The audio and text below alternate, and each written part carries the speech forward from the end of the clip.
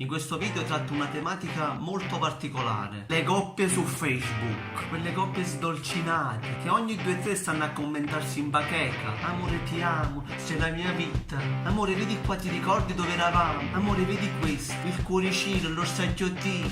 Ma va Facebook, che poi si vede lontano un miglio, che l'unica ragione per cui lo fanno è perché vogliono far rosicare la gente, perché devono far vedere che sono felici, solo per appagare la loro mancanza, oppure per fare rosicare l'ex.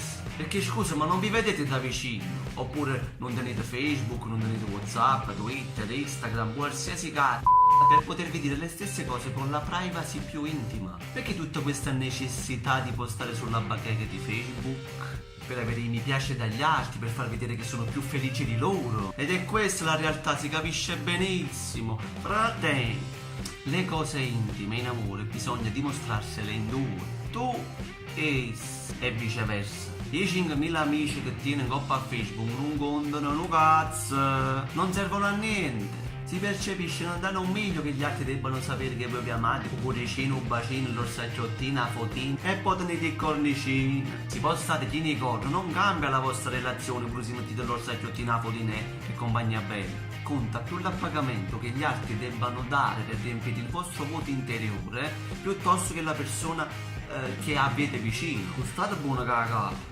Quindi se la vostra intenzione è puramente di fare ingelosire qualcuno oppure rendere la vita degli altri più infelice della vostra, state perdendo tempo, fra. Ma non ce ne fotta proprio.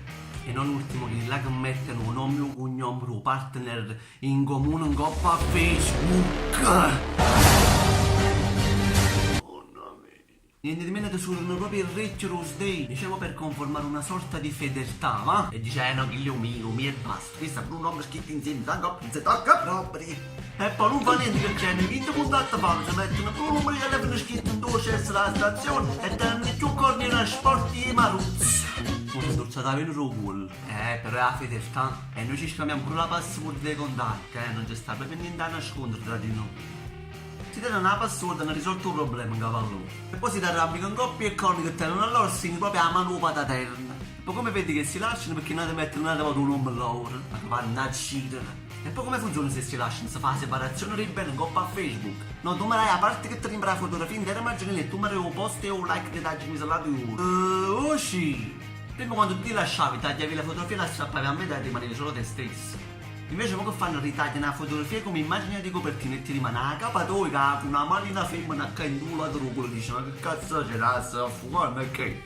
Ormai il problema è diventato tutto Facebook, non fa niente che lei quando esce Facebook destra e a sinistra pure quando va a chiesa a pecorella smarrita, roba cose. Non so mettere questi post, scrivere queste cazzate allucinanti a foto un ristorante, a foto la villaggia. Come se stessimo tutti preoccupati a sapere che cazzo facete si mangiate, non mangiate, non ce ne fa. Come se il fatto che andassero in posti mega galattici lussuriosi possono essere uomini più di quello che invece in realtà non sono. Ora il problema è diventato tutto così. Anche gli amici vedono che non è la fotografia con la tua ragazza su Facebook e dicono guarda si è lasciata. Che ragionamento, che loro non mettono fotografia che non paga a cacca significa che sono stitico. Figurate un attimo si mette a bussare la porta e te la aprire la nonna che mi era portato un fondo ricetta.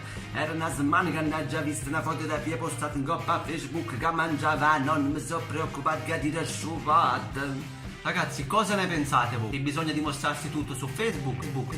O sono delle cagate di egocentrismo che servono per colmare un vuoto di una finta felicità che serve per sentirsi meno peggio? Scrivetemelo e fatemelo sapere nei commenti all'interno di questo video. Ciao fratemi!